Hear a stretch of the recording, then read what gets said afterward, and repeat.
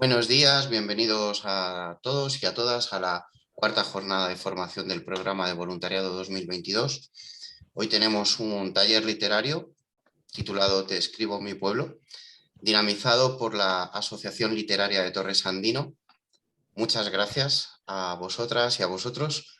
Así que gracias a Alejandro Casado por haber facilitado esta interesante jornada, que además tiene un carácter semipresencial. Estamos escuchando desde diferentes puntos de la Ribera del Duero y no solo. Y también ahí tenéis asistentes en Torresandino, así que muchas gracias. Y bueno, pues esperamos que compartir con todos técnicas y enfoques para escribir el medio rural desde el medio rural. Y luego además vosotros tendréis en otro momento una presentación del concurso anual,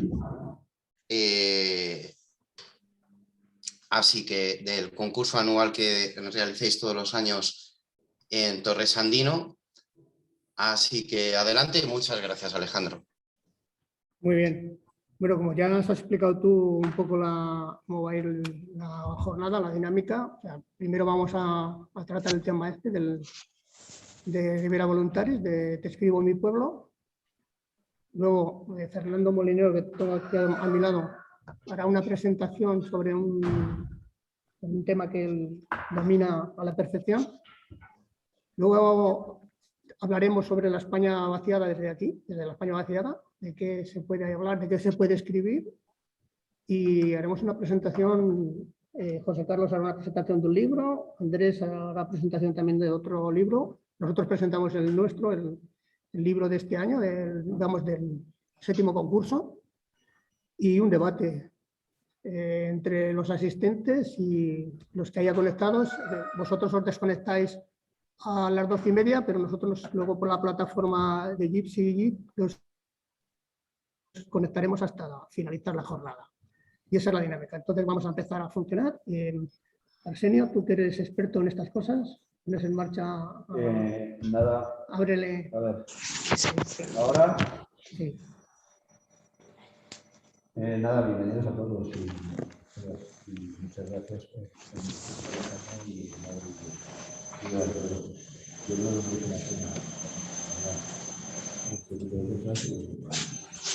una vaciada o vacía,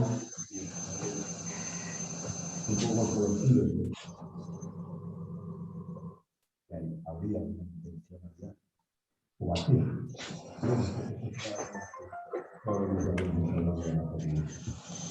A vosotros no estoy diciendo. ¿Ya? Un momentito. Sí. A ver ahora. ¿Habla? Yo tenía un chorro de voz y ahora vamos del falsete. Me envidió Jorge Negrete, Pedro Vargas y otros dos. Esta es una prueba de sonido que tenemos que hacer cuando vamos a las tesis. Bueno, pues empezamos de nuevo. Decía que bienvenidos a todos y que gracias por la iniciativa, tanto a vosotros, el Adri de Ribera del Duero, como a Alejandro y como Cristóbal, que han sido, Alejandro Casado y Cristóbal, que han sido los que más han estado trabajando en este proyecto. Y gracias a todos y sobre todo, enhorabuena, ¿no? Vamos a ver cómo progresa todo, incluido el sonido. Estaba diciendo cuando se nos... Es un tema oportuno este del que vamos a hablar hoy, ¿no? La despoblación, el terrible problema, estaba diciendo, estructural, no coyuntural, que es un problema global, no es un problema solo de la economía española o de la sociedad española, sino, como nos va a contar, me estaba contando hace unos minutos Fernando Molinero, que como sabéis es un experto en temas de geografía humana, es un problema que afecta prácticamente a todo el planeta. No me quiero adelantar a lo que va a contar él, únicamente decir eso, que bienvenidos y que espero que nos sirva a todos de motivo de información y de reflexión toda la jornada. Y especialmente también la segunda parte de la jornada, donde vamos a tener la oportunidad de conocer nuevas iniciativas creativas de ficción y de no ficción hechas sobre la España vaciada, desde la España vaciada. Nada más por mi parte, Alejandro, cuando quieras.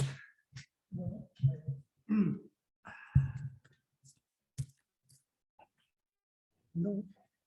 ¿Quién quiere empezar? Hablar sobre la historia que os he pasado de Torresandino. Pero eso tú, ¿no?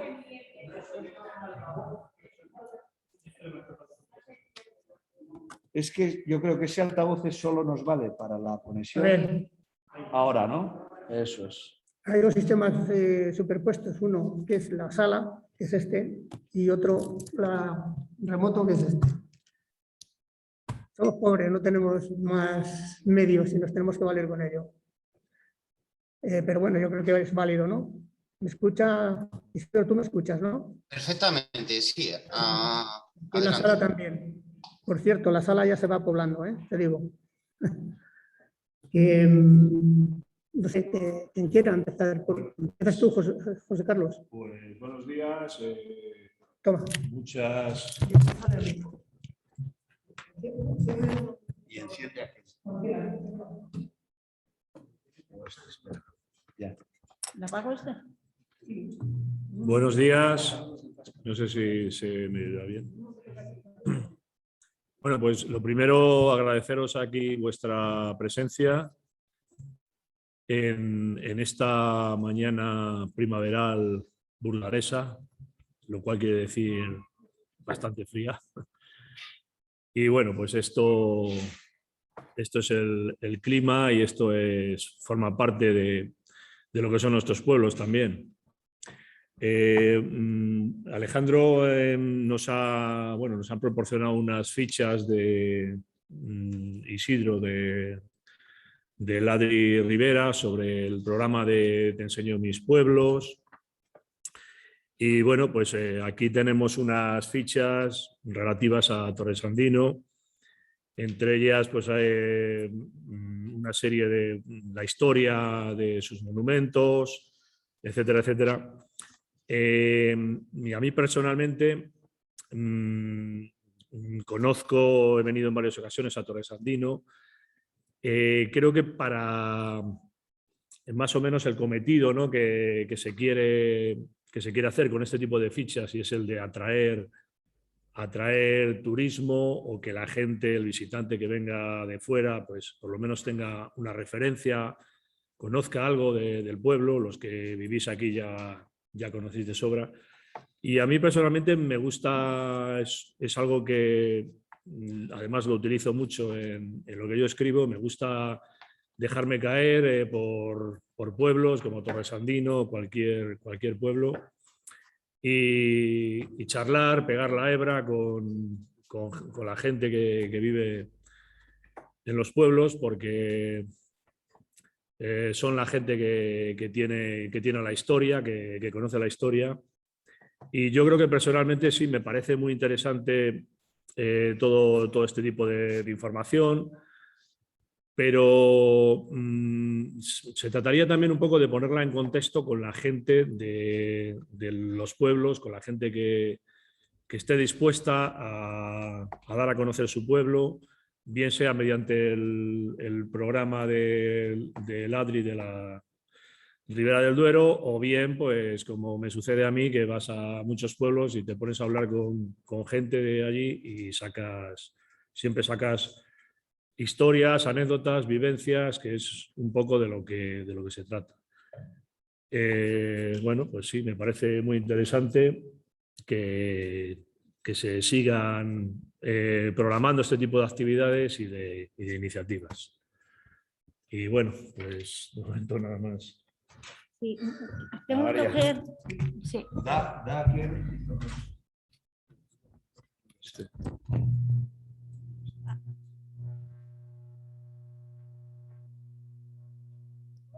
Acoplando. No sé cuál es. No, espera, 3 segundos y se apaga. Dice. Tenemos que apagarle, encenderle, no sé. Este está apagado. En primer lugar, muchísimas gracias. Muchísimas gracias por la invitación para participar en este precioso evento. La verdad que cuando me pasó Alejandro pues toda la información acerca de lo mucho que puede ofrecer Torresandino. A mí enseguida lo que más me llamó la atención fue la historia del convento hoy en día pues prácticamente desaparecido, ¿no? Y a mí se me ocurría cómo esa Virgen, que yo creo que es la que conserváis, ¿no? La talla de la Virgen del Valle es la que conserváis. Me recordaba mucho a una talla que existe en el pueblo de mi padre, en Valdecañas de Cerrato, la Virgen del Campo. Es el mismo tipo de Virgen de madera policromada, Virgen trono, sujetando al niño. Y entonces a mí se me ocurría que sería muy bonito escribir algo desde los ojos, digamos, de esa talla. Que esa talla que ha visto pasar el tiempo y que ha cambiado de ubicación, que fuera ella como en primera persona quien narrara todo el devenir del pueblo. Me pareció una imagen muy bonita, porque luego al final pues habla mucho también de lo que ha sucedido, de la historia, la propia desamortización hizo que eso desapareciera. Y a mí, además, pegándole una vuelta de tuerca, decía, jo, ahora mismo hay muchos bienes en los pueblos, sobre todo dentro de los cascos urbanos, que están en manos muertas, que fue el motivo por el que la desamortización de Mendizábal, bien o mal llevada, digamos que fue el origen de que se produjera, ¿no? Que los bienes estaban en manos muertas, en manos de la nobleza, en manos de gente que no generaba riquezas. Eso nos pasa un poco ahora en el medio rural dentro del casco urbano.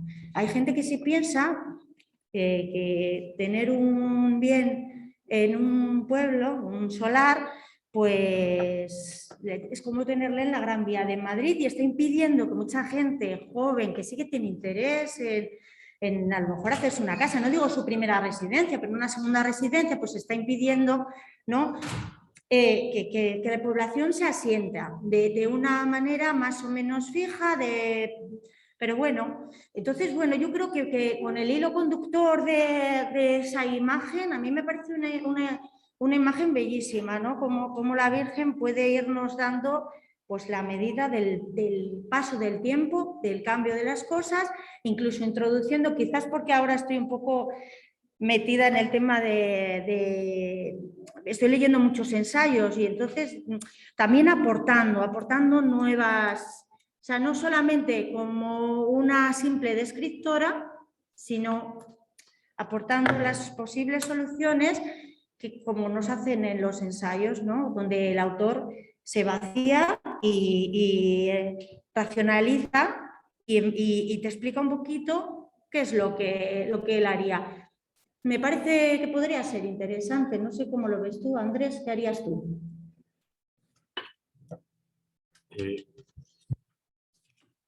Antes de ver qué haría yo, pues dar las gracias a los asistentes que se han acercado aquí, dar las gracias a los organizadores, a la asociación también. Y lo que a mí más me llama la atención, por así decir, es los años en los que abarcamos la historia de Torresandino. Porque yo soy de la zona, soy de Lerma, pero tengo que reconocer que no conocía mucho la historia en concreto de Torresandino, la que nos abarca hoy, y ver que comienza, ¿no? Pues aquí veo los años 1285, por ejemplo, pues me llamó más que nada la atención. Vemos pues que otros países, pues vamos a poner un país moderno como Estados Unidos, prácticamente tiene historia 2-3 siglos, y aquí, pues que estamos aquí en la mano, ¿no? De pues, una zona histórica ya de por sí, que no sabemos aprovecharla. Y un poco cogiendo tu historia el hilo de estos solares que están ahí muertos, pues sí que es cierto que, hombre, que no dan pie a estas nuevas generaciones, por así decir, y que se quedan estancados.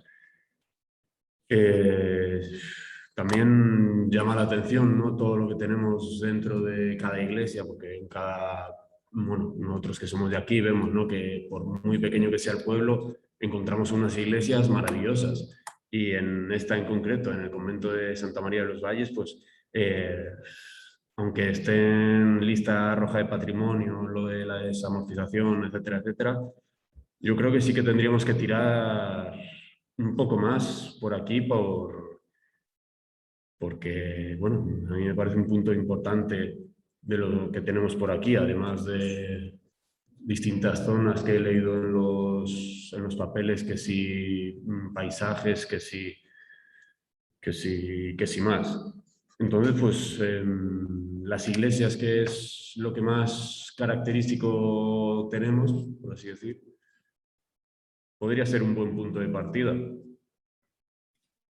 Y más, pues esto, ¿no? Remontándonos a tanta historia.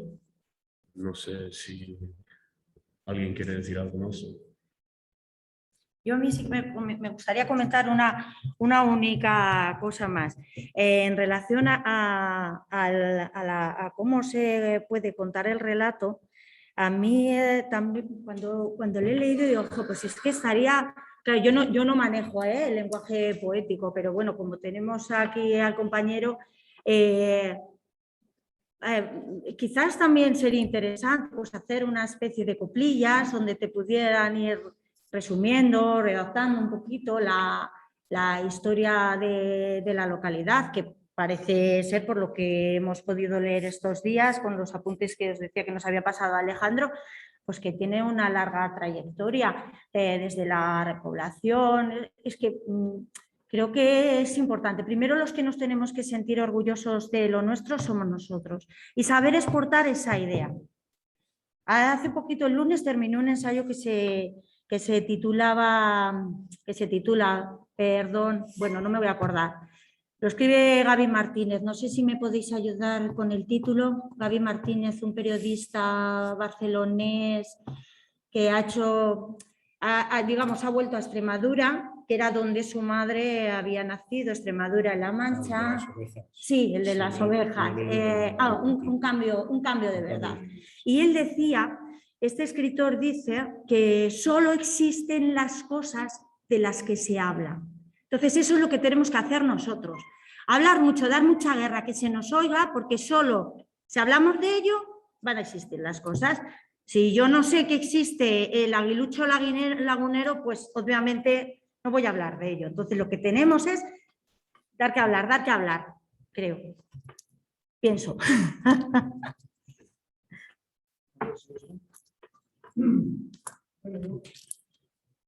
Que convendría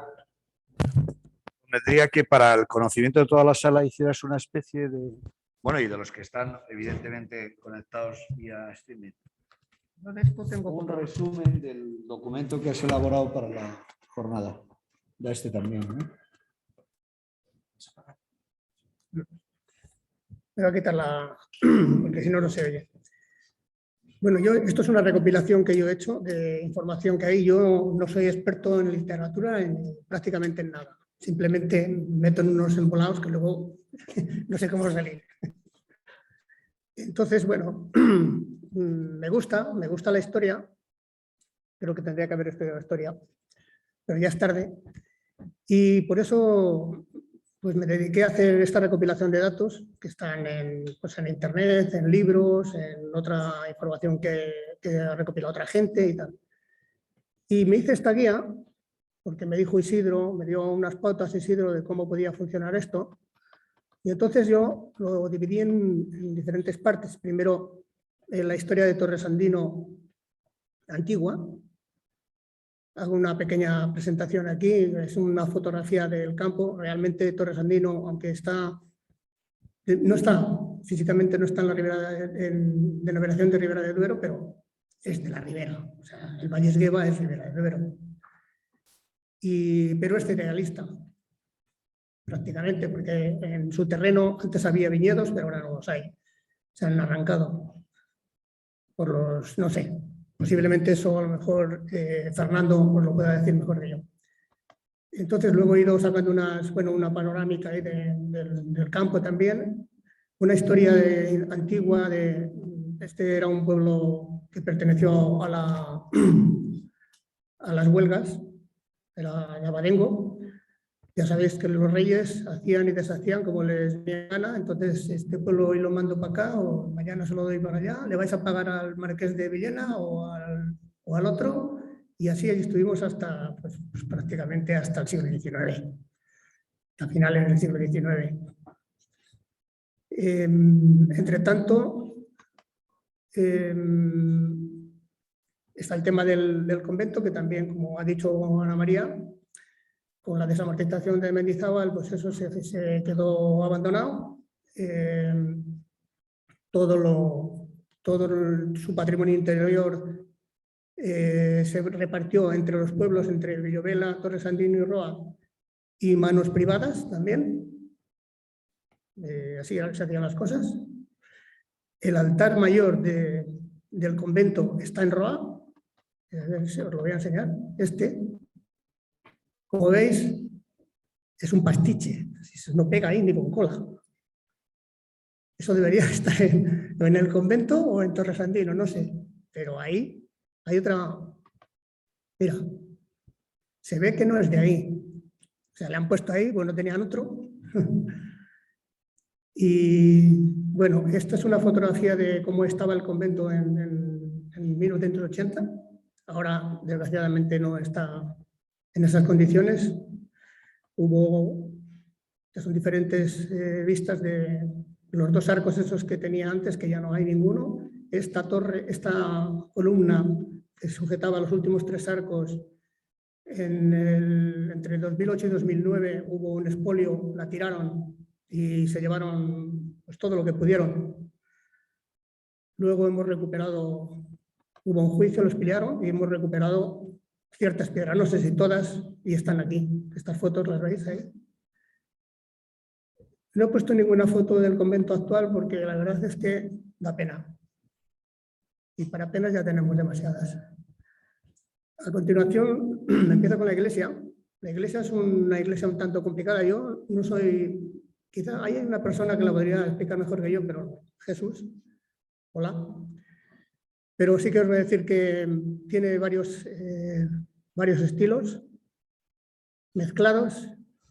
Como siempre se hacían las cosas conforme se iba necesitando espacio, ¿no? Decía, el pueblo crece, pues hay que hacer la iglesia más grande. En principio parece que los orígenes de la iglesia se hicieron con las piedras que se quitaron de la torre de Don Sendino, que estaba aparentemente, parece que estaba en el castillo. Eso es una información que no sé si es real, pero por ahí circula. Y lo que es la torre principal se construyó con esas piedras, parece ser. Luego se hicieron diferentes reformas y en esta guía bien explicada toda. Si la tengo que leer, pues nos tiramos aquí hora y media. Pero vamos, básicamente, mira, que hay un detalle de los techos, un detalle de crucería gótica. La puerta, esa es la puerta principal, la puerta sur, que se abrió posteriormente también, esta no es original. Y luego hay otra puerta, bueno, esta es vista desde el coro, una vista del ábside y del retablo central. Esta es lo que hablaba Ana María, esta escultura que es del románico, es del siglo XIV, creo que tiene un cierto valor, pero bueno, yo no sabría decirte muchas más cosas de ella, Bueno, esto es una vista del pueblo con la iglesia, que como siempre ya sabéis que las iglesias se hacen en lo alto y además muy grandes para que sobresalgan, son imponentes. Y detrás aquí, veis, justo aquí, que hay ahí ahora un mirador, que es nuevo. Ahí se ha hecho sobre un depósito del agua, que ya no está en servicio.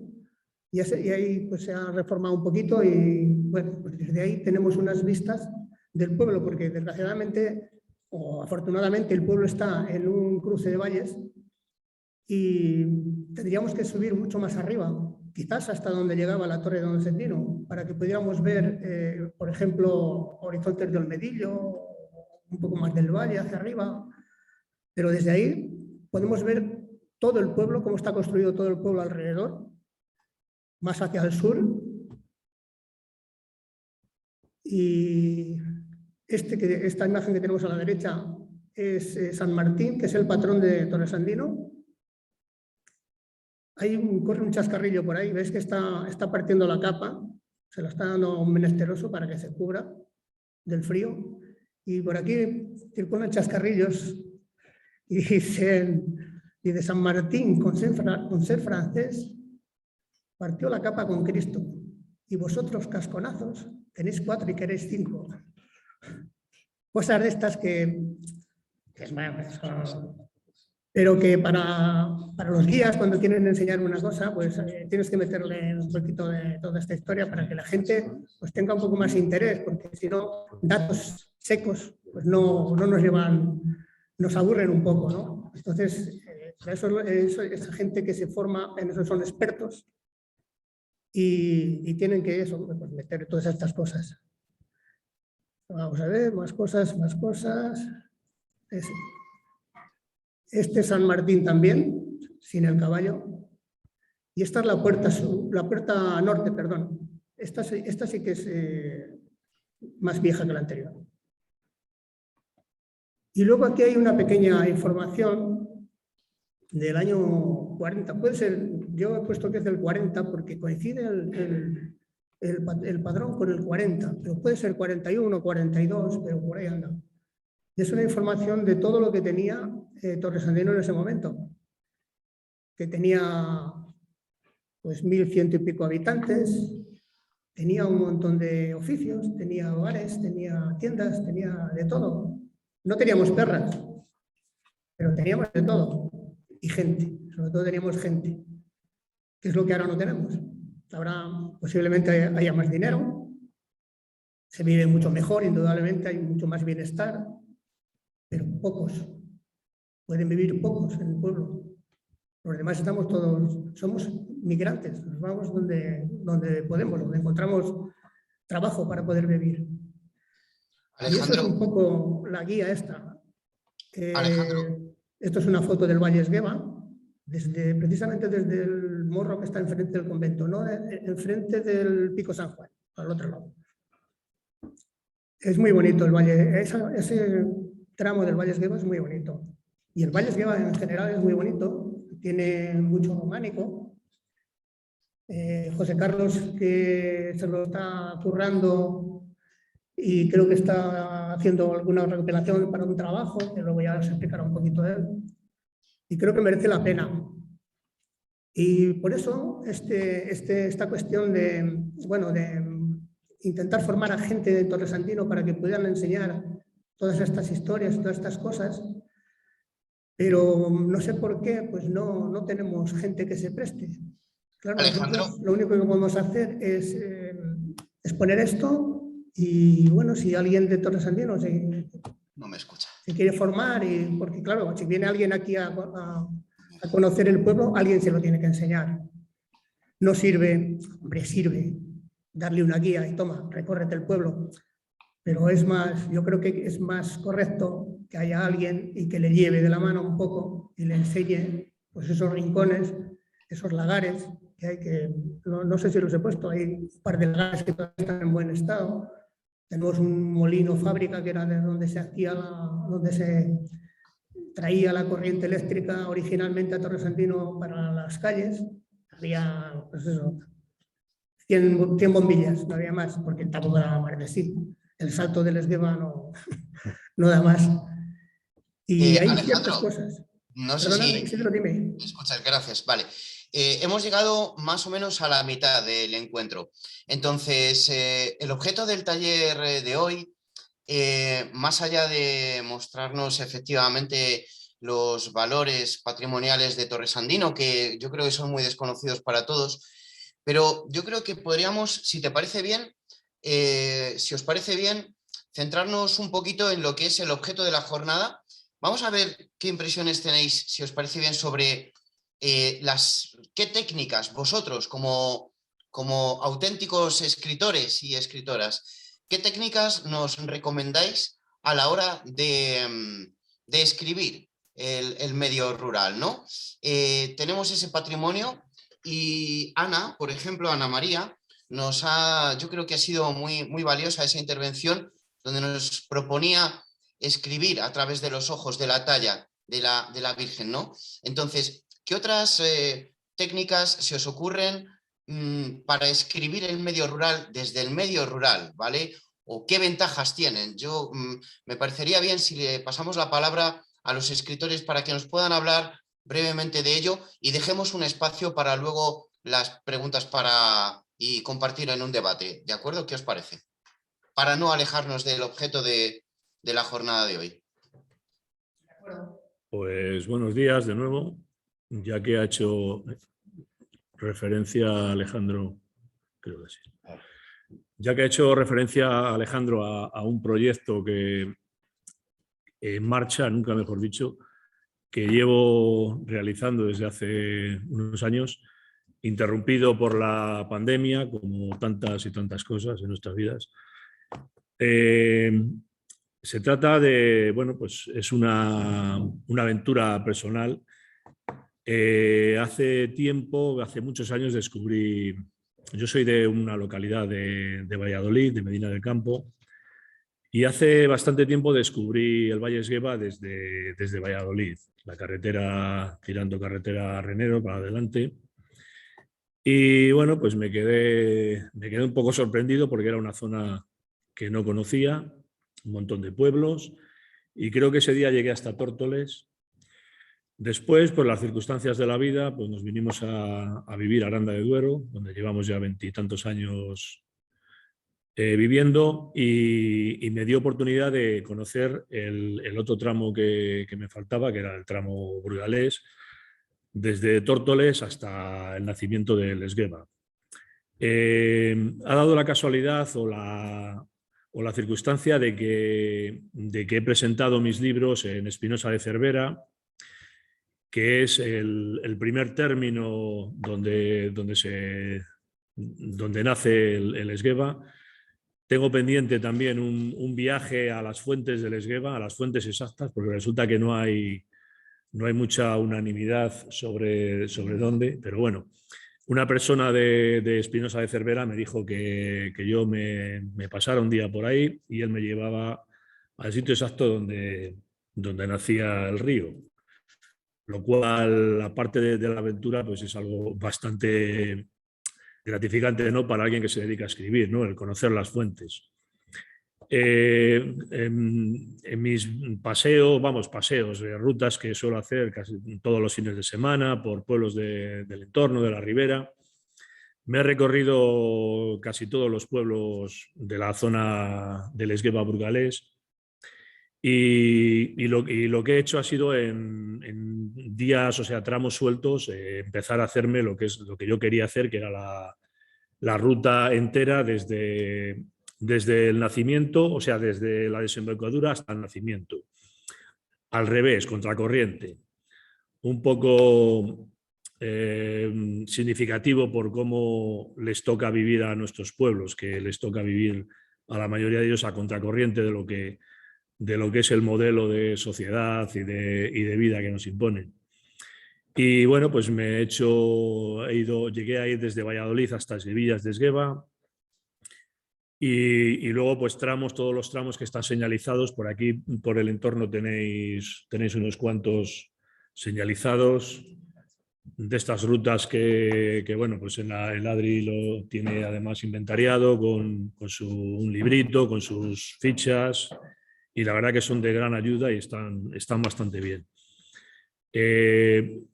Entonces, bueno, pues lo dejé interrumpido en el 2019 y sí que me gustaría, pero lo que es hacer el tramo entero, o sea, el recorrerme los 130 y tantos kilómetros que tiene el río Esgueva, con esas 30 y tantas poblaciones, creo que son exactamente 33 o 34, en la edad de Cristo. Y claro, el único problema que es un problema bastante importante en este caso, es el de las infraestructuras. Y como en la mayoría de los pueblos, a partir de Esguevillas, bueno, en Villafuerte sí que tienen alojamientos de turismo rural. Luego, a partir de ahí ya no hay sitios. Por aquí, por la parte burgalesa, hay sitios. El problema es hacer una conexión, decir, bueno, pues de pueblo a pueblo, parar en tal pueblo, conocer lo que hay en tal pueblo. En mi caso sería recopilar o recoger una serie de vivencias. Como decía antes, como escritor y bueno, como caminante, lo que más me motiva pues es encontrarme a una persona que está, a una mujer que está barriendo la puerta de casa, como me ha pasado, y bueno, pues te pones a hablar con esa persona. Ya sé que esto a lo mejor no es turismo así como tal, ¿no? De ir a visitar un sitio con una ruta organizada o con una serie de información organizada. Yo siempre personalmente me dejo guiar por la espontaneidad y por la improvisación, ¿no? Por el a ver qué surge y siempre surge algo. Y bueno, pues yo voy a seguir dentro de lo que se pueda, de las circunstancias. Ahora parece que por lo menos lo que es el tema pandemia está un poco más controlado. Y sí que me gustaría en algún momento, pues todas esas vivencias que vas encontrando, todos estos testimonios, pues irlos recopilando y bueno, pues escribir un cuaderno de viajes, un libro de viajes pues por el Esgueva andando. Y bueno, pues ya he explicado un poco lo que era el proyecto.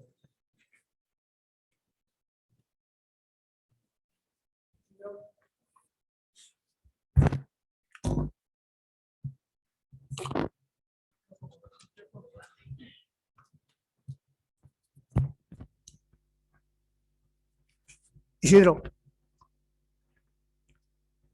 tú me dices. No, bien. Pues aprovechando que tenemos la presencia de escritores, pues yo creo, no sé, si os parece, podríamos incluso, pues no lo sé, dar paso a las inquietudes de los asistentes, pero si me permitís, empiezo yo.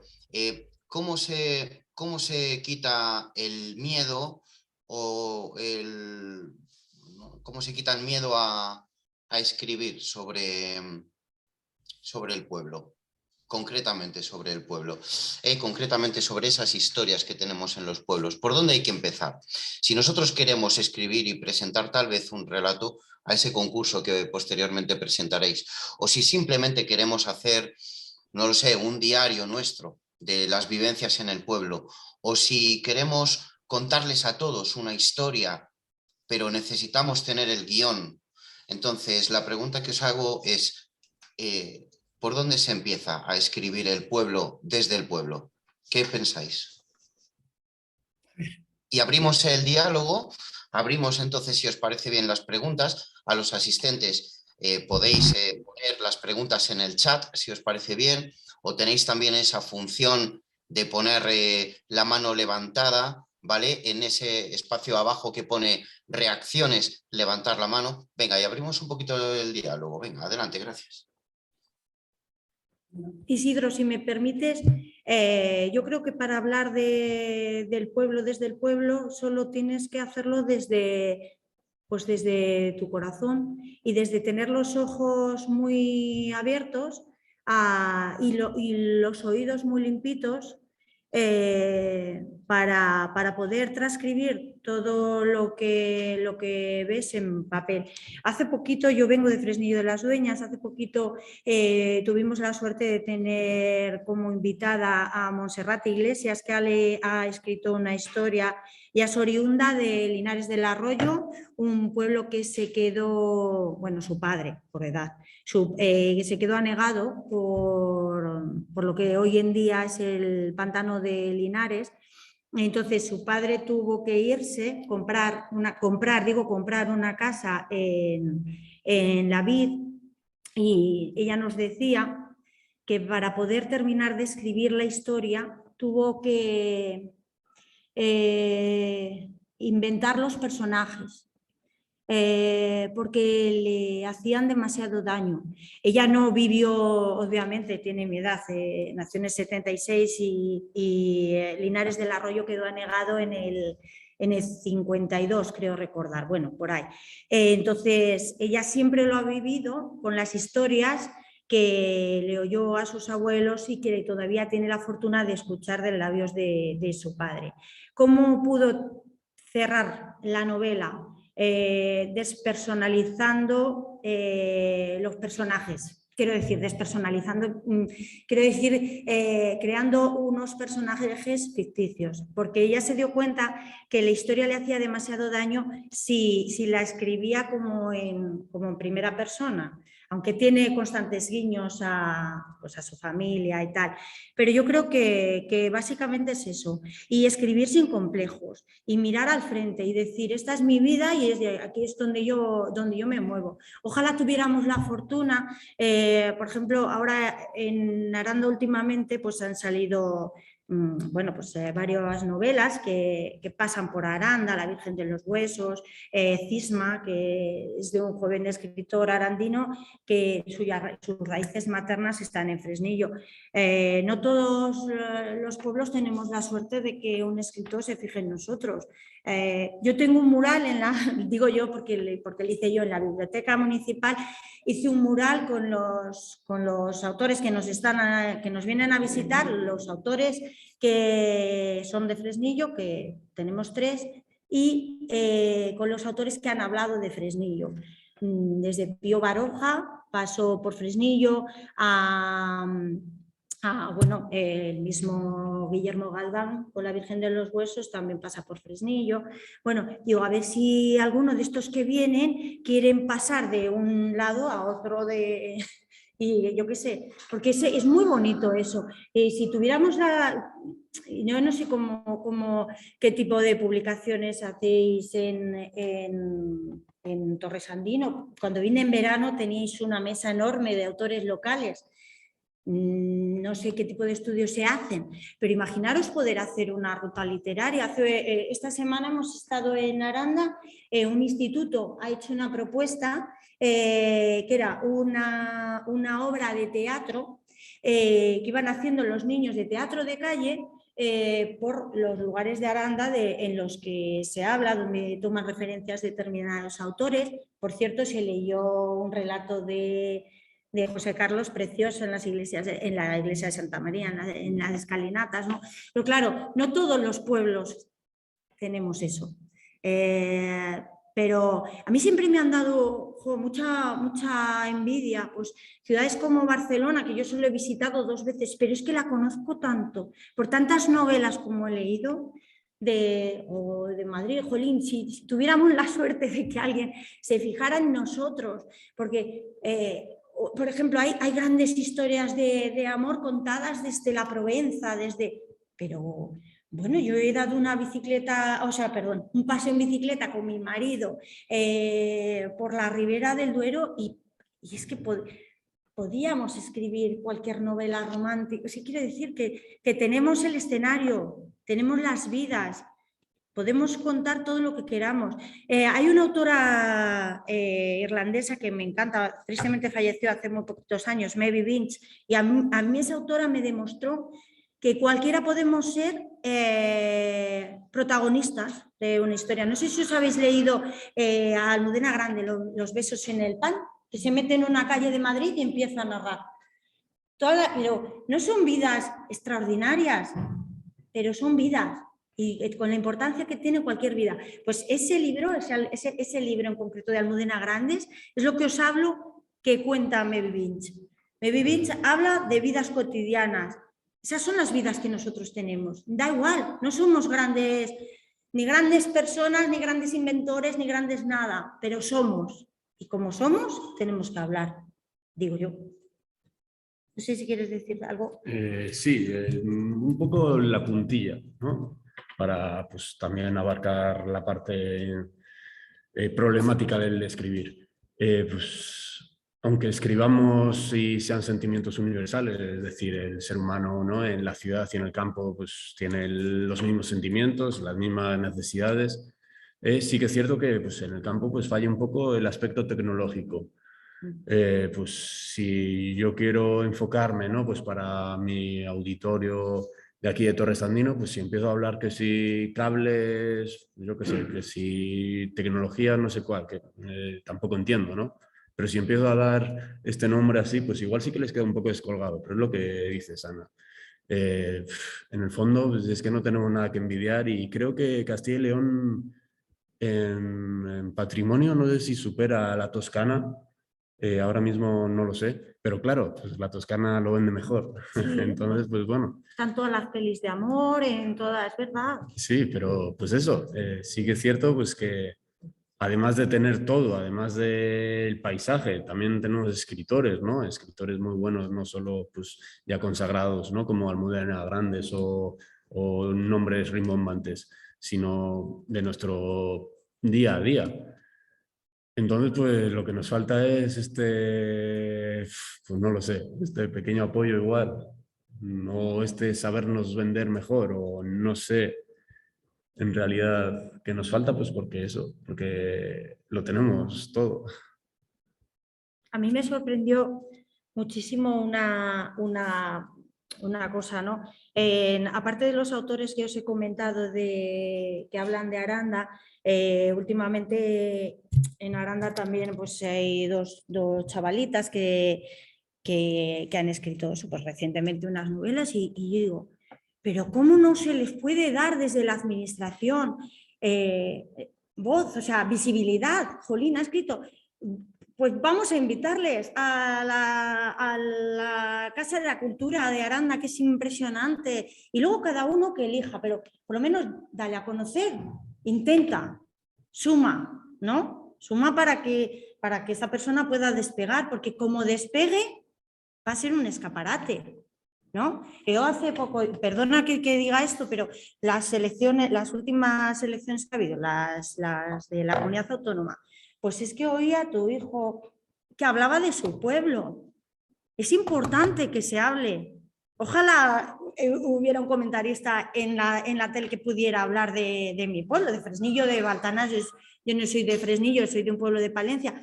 Ojalá, es importante que se escuche que nosotros no todos somos de Madrid, ni todos somos de Barcelona, ni de Sevilla. Que también... Este medio está habitado por gente que somos súper valiosas. Desde mi padre que se pateó los campos de Castilla guiando a sus ovejas, como mi compañero que es profesor de latín, pues todos somos importantes y sin ningún tipo de complejo tendremos que mostrarnos, hacernos ver, dar que hablar y que se nos oiga.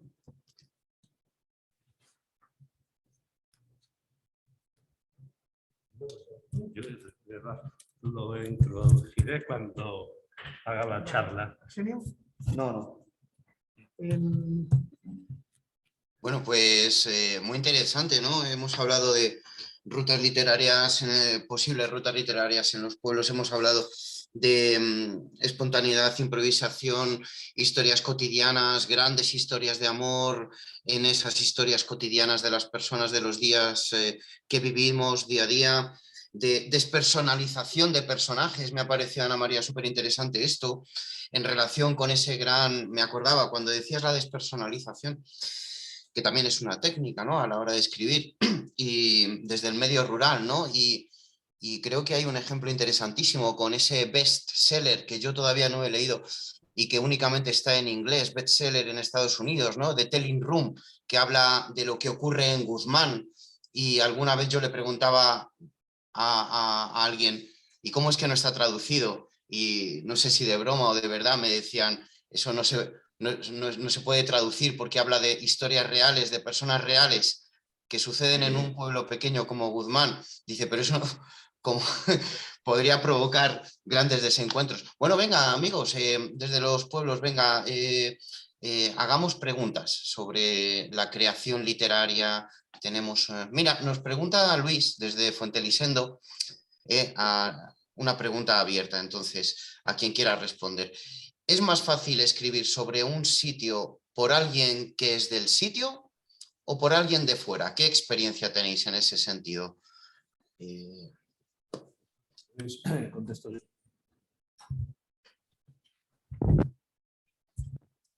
Voy a contestar yo porque, bueno, pues me atañe directamente, ya que... Voy a contestar yo, ya que me atañe directamente, ya que muchos de los relatos o de los cuentos o de las historias, como me gusta llamarlas, que escribo yo, pues ocurren bueno, la mayoría de ellas en el mundo rural, en pueblos y muchas de ellas pues en pueblos cercanos. Es el tener una mirada diferente a la que se puede tener viviendo en un sitio. Eso es una ventaja porque abarcas más territorio, más panorámica. Y bueno, puede ser una desventaja, depende de lo que quieras escribir, porque la historia siempre tiene muchos intersticios y muchos huecos por ahí, a donde incluso ni la gente que vive toda la vida en un pueblo es capaz de llegar. Entonces, bueno, pues ahí también cuenta un poco la habilidad entre comillas, del escritor para ponerse en la piel de los personajes que quiere relatar.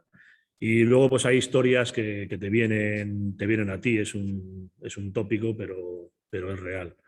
No sé si con esto ya contesto a la pregunta.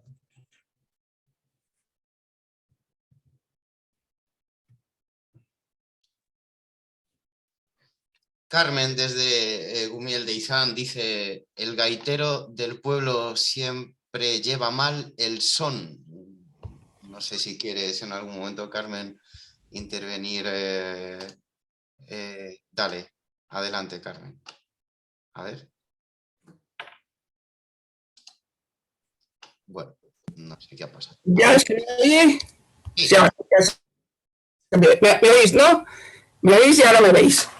Bueno, buenos días a todos y aprovecho para expresar mi cariño y admiración al grupo Esguivanía, a los que os sigo por Twitter, y la verdad es que me tenéis muy, muy contenta. Bueno, yo sobre esto de que es más fácil escribir dentro del pueblo, no, me he echado mano de este refrán, porque para eso yo soy refranera, y la verdad es que hay un problema. Y es que yo me he encontrado desde mi experiencia en Gumiel de Izán que muchas veces te tienes que cortar mucho. Y bueno, tengo también la experiencia de un amigo muy cercano, que no diré el nombre, pero que tiene escrito un montón de historias, incluso en verso, y bueno, pues cuando me las enseñó y tal, estaba la mujer por allí diciendo, no, ¿y qué vas a hacer con esto y tal? Porque es que la gente se puede mosquear y tal, ¿no? Y la verdad es que depende de lo que uno cuente, uno se encuentra que la gente se mosquea por lo que menos te imaginas y se empiezan mosqueando en tu casa. Entonces siempre es mucho más fácil escribir desde el pueblo de al lado. Y ahora que estoy colaborando con la revista de Villanueva para escribir historias sobre los pueblos, pues la verdad es que siempre es mucho más fácil y encuentras más colaboración.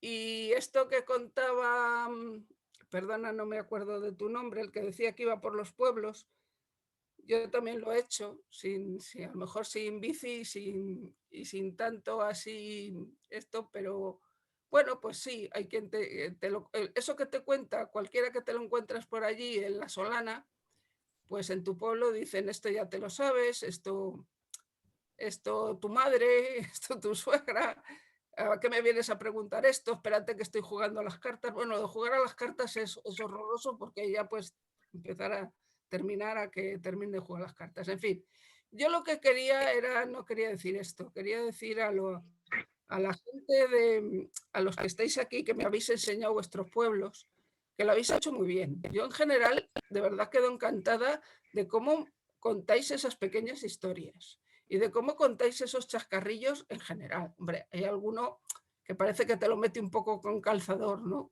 Pero en general yo creo que lo estáis haciendo muy bien, ¿no? Los riverizadores.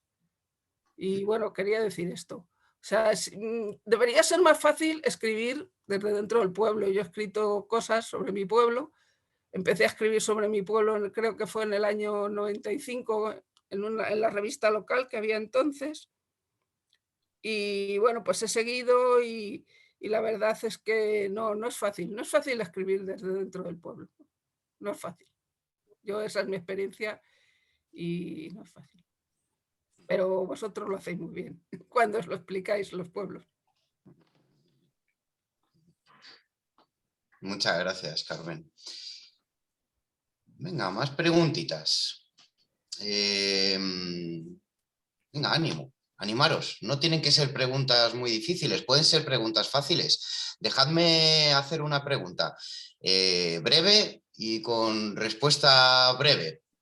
Venga, os pregunto a los escritores, ¿cómo se escribe La primavera de Torresandino en una página? Venga, pensad otras preguntas, amigos. Ánimo.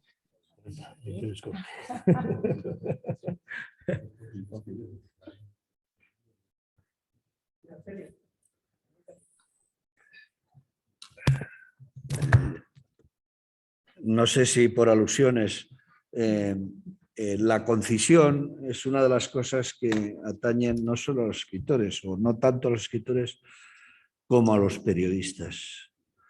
O sea, un escritor cuando afronta una tarea, la que sea, generalmente no se pone una extensión, salvo que se esté haciendo, en mi experiencia, poesía. Entonces sí. Y imagino que coincides algo conmigo, Andrés. O sea, si te pones a hacer, por ejemplo, un soneto es un soneto. Tiene 14 sílabas, 14 versos. Punto. No te puedes inventar otra estrofa si has decidido que sea eso. No creo que nadie se pusiera a sí mismo la tarea de escribir la poesía, la primavera en una página. Sí se lo pondría un periodista, un escritor no. Un periodista sí, porque en los medios hay escasez de espacio. Casi siempre en los medios trabajamos a espacio tasado. Sabemos perfectamente antes, los periodistas, qué espacio tenemos. Un escritor yo creo que no se pone, no sé vuestra experiencia, Andrés, Ana María, José Carlos. ¿Tú te pones una tarea a ti mismo de extensión, digamos? No. Previa. No. O te pones a escribir y a veces da de sí hasta lo que dé de sí y tú decides si vas a un formato mayor o si te quedas donde pensabas, ¿no? Sí, sí.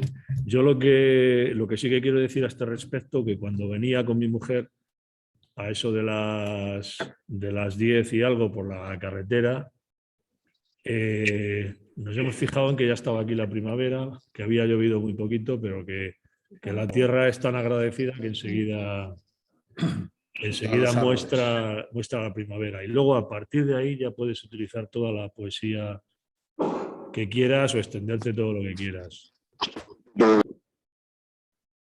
¿Queréis añadir algo? Sí, no. Únicamente, claro, estamos aquí invitados por la Asociación Esguevanía y, claro, hablan de que no hay cortapisas a la hora de escribir. Bueno, pues sí, tú te presentas, por ejemplo, al certamen que hacen ellos y claro que nos ponen cortapisas y nos dicen pero nunca euforia. Tantas páginas, ¿o no? Digo, no, para que no se olvide, para que...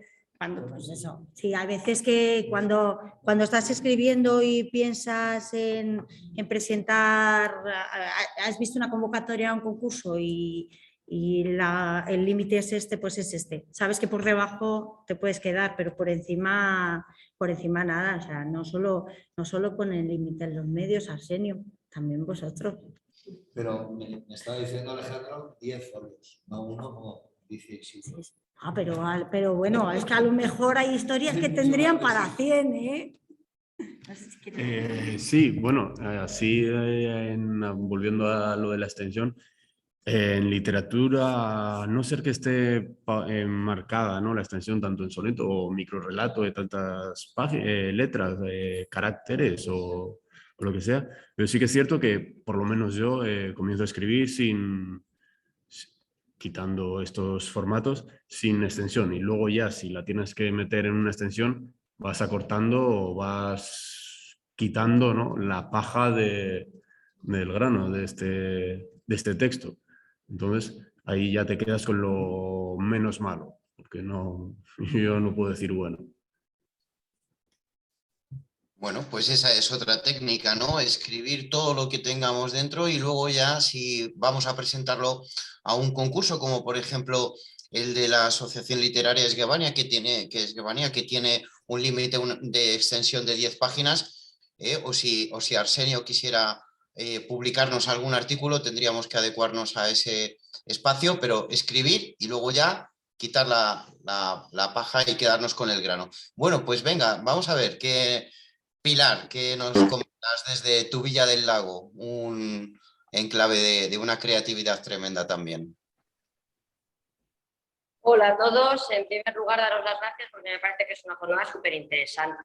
Y bueno, pues yo os cuento que yo no sé escribir para nada, pero durante la pandemia, con la situación tan rara que teníamos y tal, pues yo un día en un paseo, pues de estos que no deberías de salir, pero al final pues te das una vuelta con el perro porque hay que sacarle.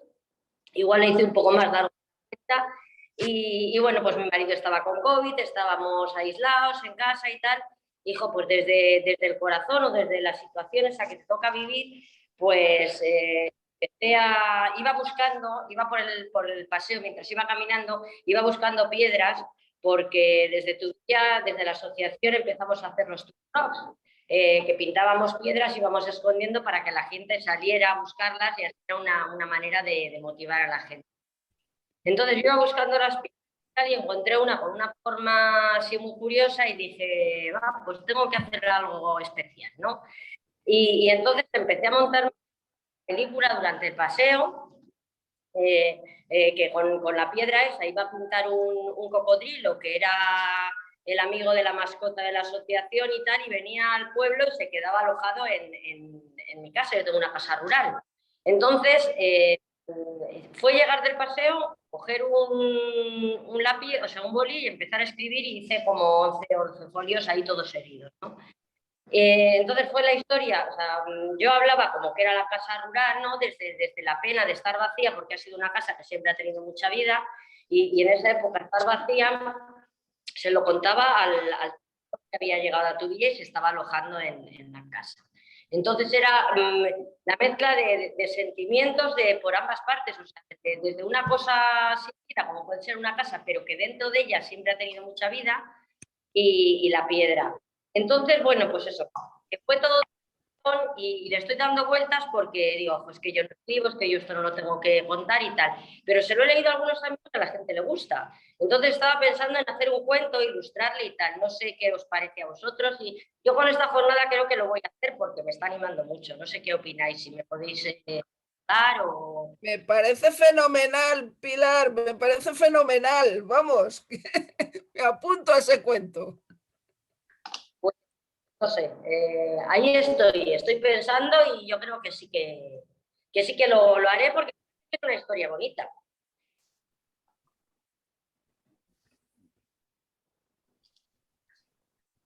A ver, hay más manos levantadas, pero no sé si en Torresandino tenéis alguna reacción hacia esta historia que nos ha contado Pilar. La verdad es que hemos tenido un problema de comprensión por el sonido. Se escuchaba regular. Vaya. Bueno. Sí, prácticamente todo es lo mismo, ¿eh? Y en la sala también. Bueno, vamos a continuar adelante, pero ya están llegando comentarios también, desde Arauzo, ánimo, Pilar desde Gumiel, de Izan también. Carmen decía que te pongas a escribir. Muy bien, y que lo ilustres, que de eso iba, ¿no? Un cuento que ya hay ahí en ciernes. Bueno, vamos a ver más manos levantadas por aquí. Tenemos, yo había visto Laura Casado. ¿Tenías la mano? ¿No? No. Vale, pues ya me había parecido. Y no sé si he visto alguna más por ahí. Parece que no. Bueno.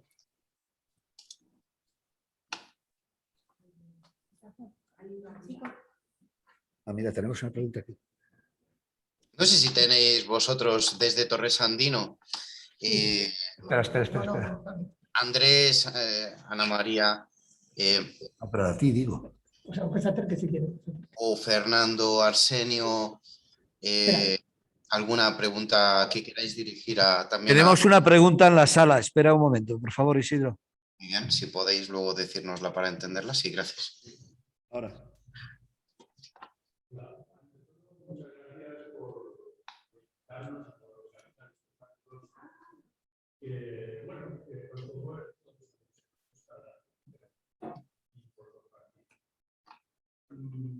A mí me apasiona el momento creativo y me gustaría que os expresaseis en el sentido, no sé, supongo que conocéis la anécdota, pero por contarla a todos, a mí me gusta mucho decirlo. Decía Agatha Christie que ella, de sus mejores crímenes, los había pergeñado fregando los platos de casa.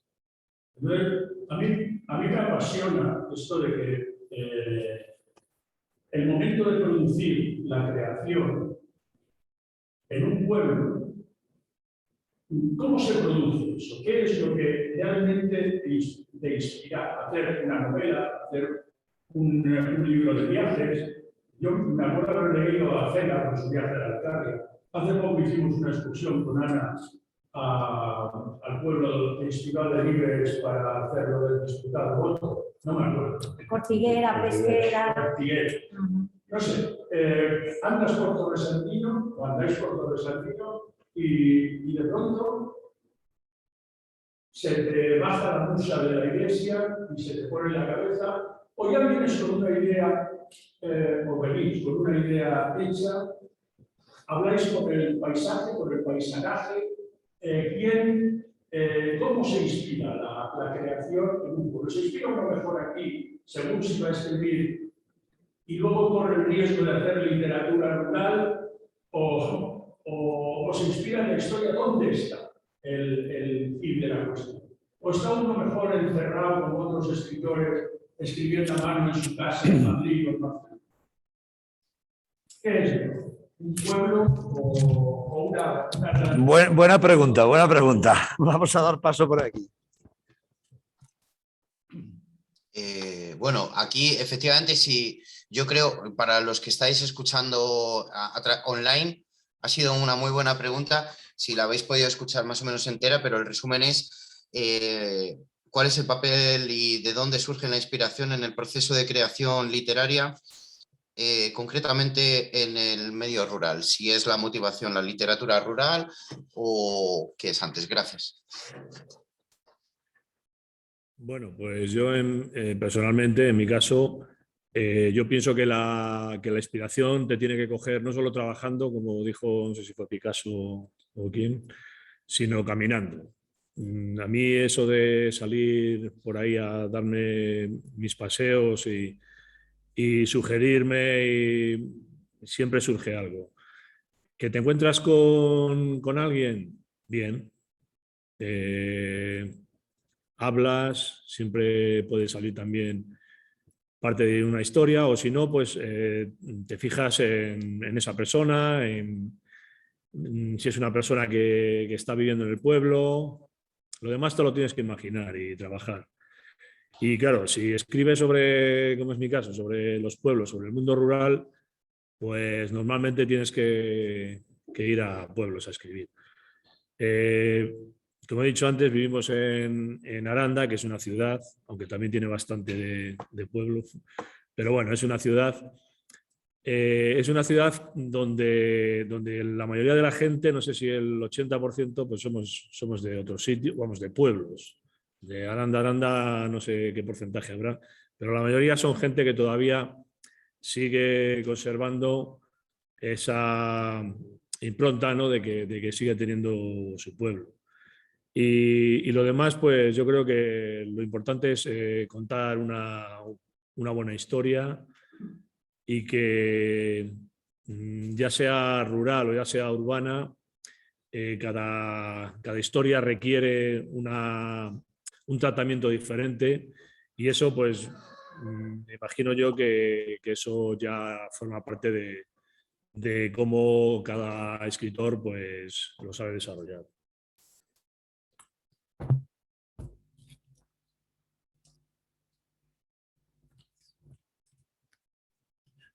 Sí, en mi caso, a mí me gusta mucho observar, me gusta mucho... ¿se escucha? Me gusta mucho... Están los dos. Sí. Eso, me gusta mucho observar, me gusta mucho escuchar, y donde sinceramente más literatura he aprendido ha sido pues, simplemente en las cenas en la bodega con mis amigos, que están totalmente fuera de los círculos literarios, académicos, intelectuales, y escucharles hablar, y siempre hay alguna frase, algún refrán, ¿no? Me gusta mucho coger algún refrán y desarrollarlo, ese tipo de poema. Pero siempre eso, siempre hay alguna frase que dices, oh, qué bonita, me la voy a apuntar para que no se olvide, ¿no? Y para luego intentar desarrollarla, luego lo que salga, eso es otra cosa. Pero sí que es cierto que así en el ámbito rural, ámbito, ¿no? Pues eso, en las bodegas de Lerma, he visto mucha más literatura que en estos círculos de literatos en los que he frecuentado. Entonces, si nos paramos ¿no? Si nos paramos un poco y escuchamos y observamos, pues aquí seguramente también podamos sacar mucho más de lo que a primera vista se ve. Entonces, ese sí que tengo que reconocer que es uno de los puntos en los que inspirar no, pero basar sí, en los que más me baso para escribir. Yo personalmente, ¿ibas a decir algo, José Antonio? No, yo personalmente, a mí me pasan dos cosas. Yo cuando escribo en verso, siempre es como a flashes, como en un golpe. De repente, y claro, tengo que escribir en lo que llevo, si llevo el móvil o a lo mejor estoy en la playa y de repente una ola me golpea, tengo que salir corriendo a...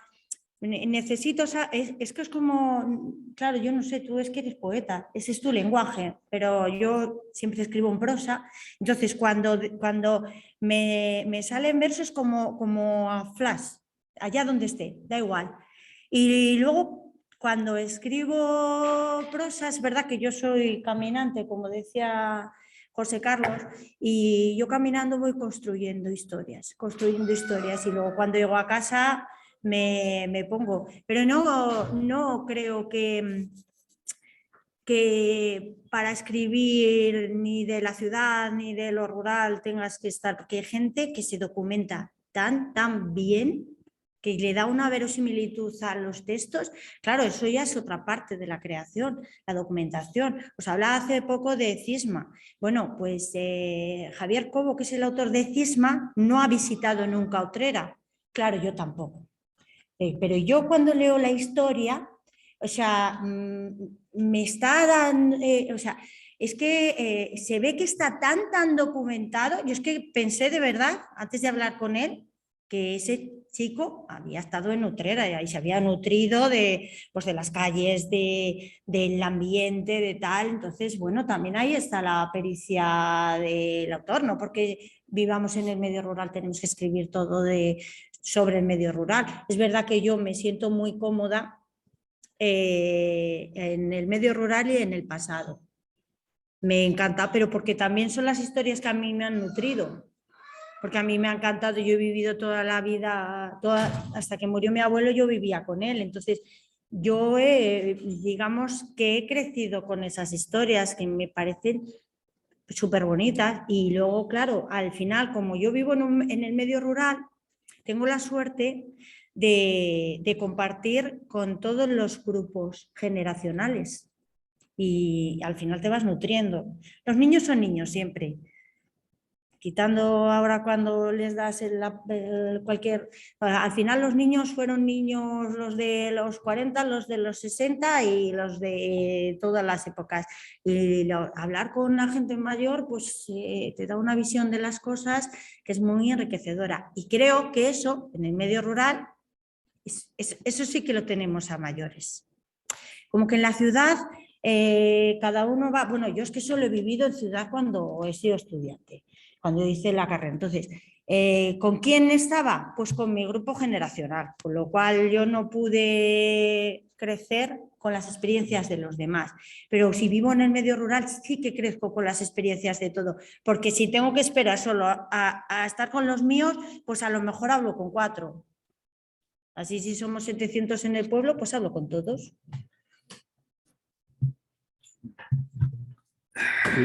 Cuidado. Mi experiencia, por si te sirve de algo, que resume un poco lo que acabáis de decir parcialmente cada uno de vosotros 3. Yo tengo 4 libros publicados, 2 de ellos son ensayos. Uno es un libro de poesía y otro es un libro de cuentos, de relatos. Los ensayos, que son 2 ensayos de divulgación sobre la historia de Castilla. La inspiración te pilla trabajando, o sea, enfrente de un ordenador y sistemático. Sentado a las 7 de la mañana enfrente de un ordenador y con todas tus notas y ahí afrontas cómo vas a escribir tal capítulo o cómo vas a rematar uno que dejaste ayer a medias. Sin duda, es decir, yo creo que en todo lo que tiene que ver con el género ensayístico, ahí no hay inspiración que valga, ahí es trabajar, ponerte a ello y va saliendo. En los otros 2 casos, tanto en la poesía como en los relatos, es al revés, coincide con lo que comentabais. Yo todos caminando y casi siempre caminando por el campo. Te viene a la cabeza un verso y yo lo que hacía era grabarlo con una nota de voz con el móvil.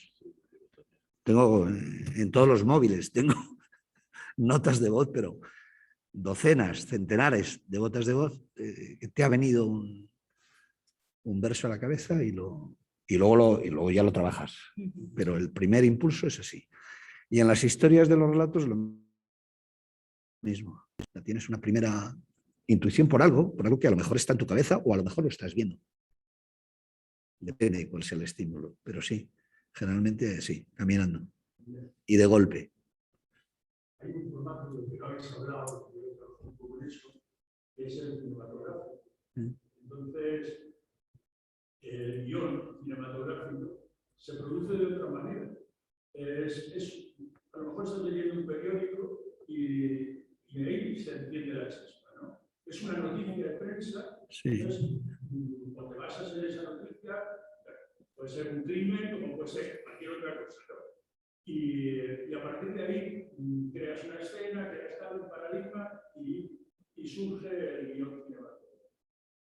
Es muy diferente, desde luego, que un ensayo. Son formatos, claro, no menos artísticos unos que otros, pero sí que es verdad que hay fuentes de inspiración para cada autor, como decíais ahora, ¿no? Y cada momento tiene su obra, su creación. Y a veces, a los que nos gusta eso, nos duele no saber hacer. Eso es, yo creo que eso es estar letraído, ¿no? Dice, joder, qué bonita historia escribiría yo, pero no sé, ¿no? Pero eso pasa a todo el mundo, incluso a los escritores profesionales. Es decir, la intuición que tienes de cómo vas a desarrollar una historia que se te acaba de ocurrir, o un poema del que acabas de tener la primera intuición de un fogonazo de un solo verso, y luego el resultado final, pues no siempre te deja satisfecho. Muchas veces te deja muy insatisfecho, porque pensabas que podías ir mucho más lejos de lo que, en el sentido de calidad o de perfección de lo que vas a crear, que lo que realmente consigues, ¿no? Es una frustración permanente, o casi permanente.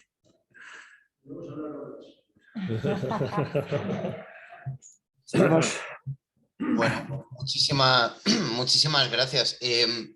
Vamos a ir terminando lo que es esta primera conexión con el programa de formación Ribera Voluntaris, pero ya sabéis, y además tenéis en el chat ahora mismo también el enlace para continuar el resto de la jornada, ¿vale? A través de la plataforma Meet. Mirad, todos los que queráis continuar la jornada, tenéis en el chat tanto el enlace como el cartel, ¿vale?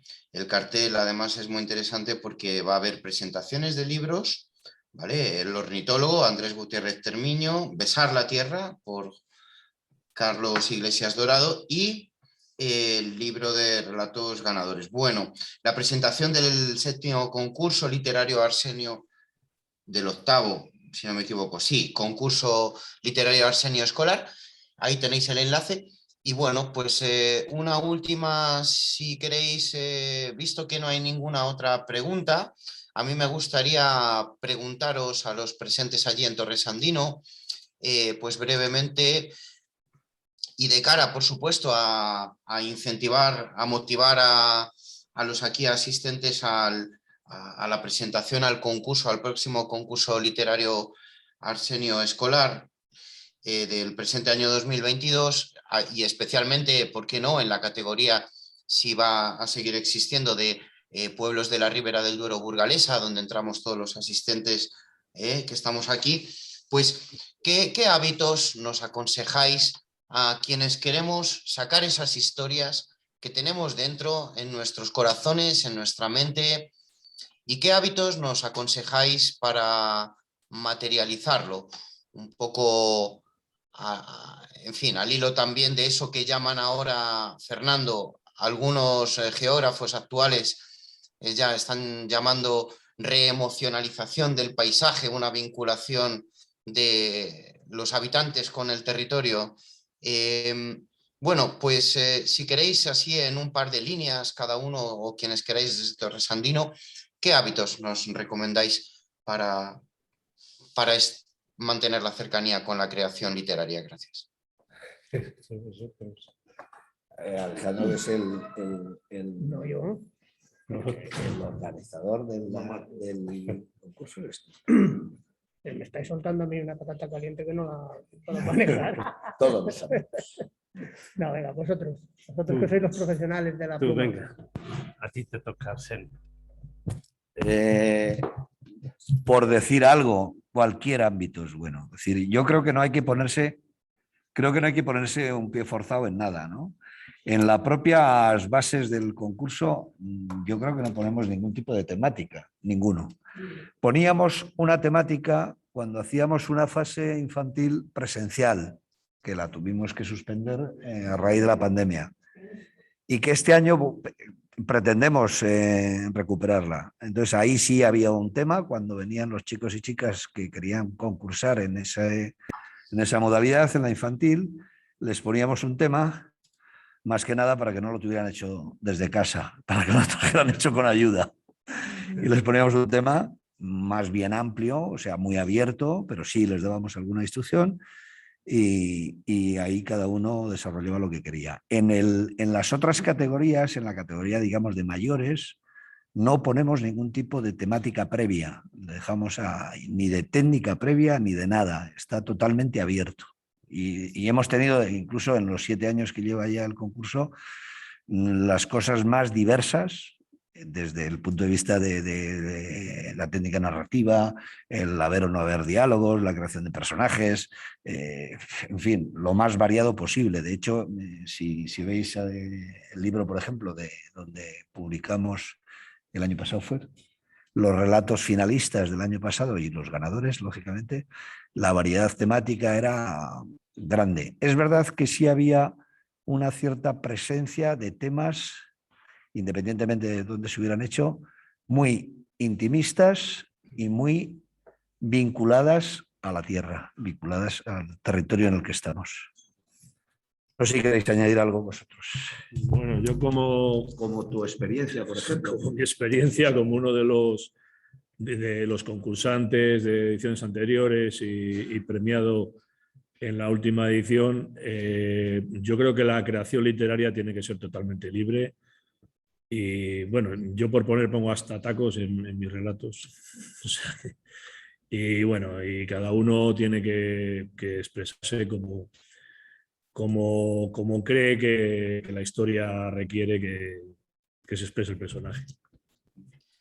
También bueno, gracias. Es verdad que yo preguntaba, los ámbitos está muy bien, pero yo preguntaba, no sé si lo queréis integrar, hábitos. ¿Qué hábitos? Vale. Eso, yo iba a contestar, yo sí que te había entendido y quería contestar. El hábito que hay, vamos, yo creo, que para escribir hay que leer mucho y aprender de la gente que sabe escribir muy bien. Antes comentabais de bueno, que era difícil, que a veces continuar una historia es complicada y es verdad. Y yo tengo cientos de relatos, de escritos a medias y me sorprende, hace poquito, la semana pasada, leí en una tarde a Ramón J. Sender, Requiem por un campesino español, una novela increíble, 80 páginas escritas en apenas una semana. Es algo impresionante. Yo creo que el hábito fundamental, aparte que es verdad que lo que habéis dicho, de que tienes que marcarte un tiempo para escribir y para enfrentarte a, porque solo enfrentándote a podrás llegar a algo, pero yo creo que el hábito fundamental es leer, leer, leer. Creo.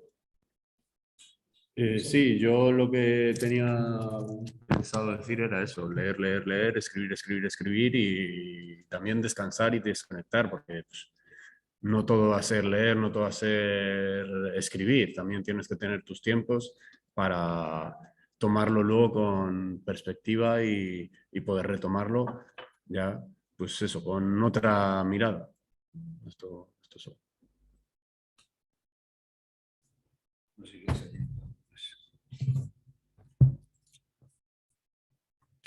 Te había entendido ámbitos, no hábitos, por hábitos, aparte de los que han apuntado tanto Andrés como Ana Mari, de leer.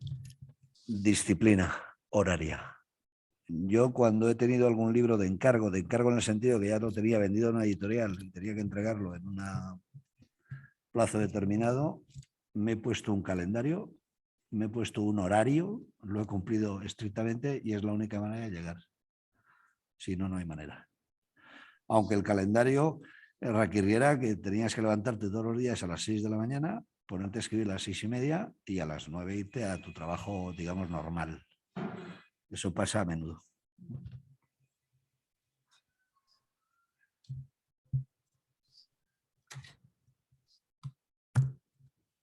Bueno,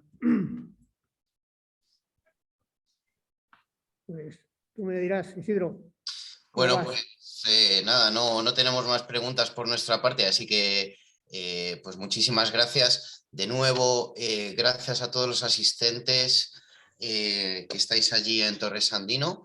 Creo que hemos conseguido además que esta jornada semipresencial se haya desarrollado a pesar de las dificultades técnicas propias, pero bueno, yo creo que lo estamos haciendo perfectamente y nos podrían estar siguiendo desde Nueva York sin ningún problema. Muchísimas gracias.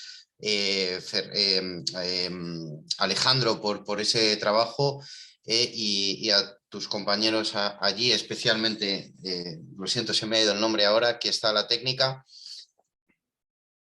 Cristóbal, gracias. Y bueno, sobre todo muchas gracias Fernando, Arsenio,